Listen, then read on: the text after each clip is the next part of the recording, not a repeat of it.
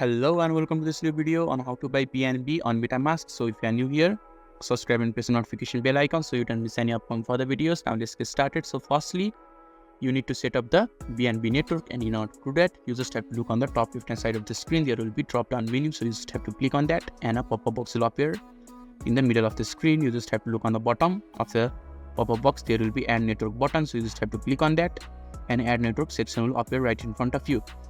And on the bottom of the add network section, there will be add a network manually. You just have to click on it, and there will be different information that you need to fill up, like network name, new RPC URL, CN ID, currency symbol, block explorer URL. You can just go to the Google and search for all these items, and when you find it, you just have to copy and paste and create the network by just clicking on the save button. And you need to change your network to BNB, and when you have done that, you just need to go back to the home screen and you just need to click on that buy and sell button. So you just have to click on that, and on the next web page, MetaMask portfolio will be opened.